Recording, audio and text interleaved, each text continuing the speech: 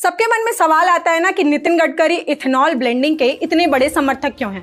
दरअसल ऐसा करके वो बस अपने पिता होने का फर्ज निभा रहे हैं और कुछ नहीं। नितिन गडकरी के दोनों बेटों की कंपनियां इथेनॉल बनाती हैं। CIN एग्रो इंडस्ट्रीज, जिसके मालिक हैं नितिन गडकरी के बेटे निखिल गडकरी, कुछ एक साल में ही इस कंपनी का रेवेन्यू 22 गुना बढ़ गया है। नितिन गडकरी के दूसरे बेटे हैं सारंग गडकरी, जो कि इथेनॉल बनाने वाली कंपनी मानस एग्रो चलाते हैं। ये कंपनी अनलिस्टेड है, लेकिन फिर भी इथेनॉल बनाने का काम करती है, क्योंकि इस कंपनी के मालिक के पिता भाजपा नेता और केंद्रीय मंत्री नितिन गडकरी हैं। इसलिए इस कंपनी का 2021 से 2024 तक सिर्फ 4 सालों में रेवेन्यू सीधा 2 गुना हो गया।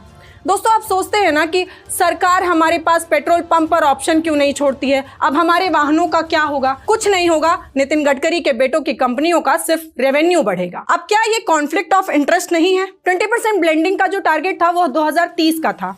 गडकरी जी अपने बेटों को लाभ पहुंचाने के लिए 2030 का टारगेट 2025 में ही पूरा करने में लगे हुए हैं, जबकि यह इनका मंत्रालय भी नहीं है। हरदीप पुरी पेट्रोलियम मंत्रालय के मंत्री हैं। अगर मंत्री के परिवार की कंपनी ही इथेनॉल से अरबों कमा रही है और मंत्री की जबान से 2025 में ब्लेंडिंग पूरे होने की घोषणाएं हो रही हैं, तो क्या समझा जाए? ये जनता का फायदा है?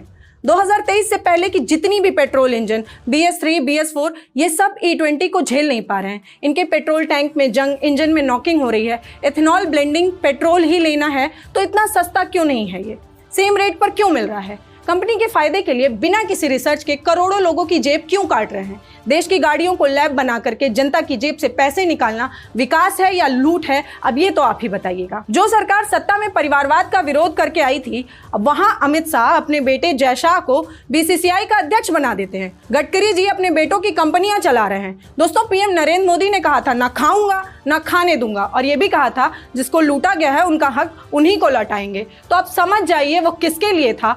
अब ऐसा तो नहीं है कि मोदी जी को इसकी कोई खबर ही नहीं है। तो क्या अब ये खुलकर कहा जा सकता है कि चौकीदार ही चोर है? अपनी राय कमेंट बॉक्स में बताइए।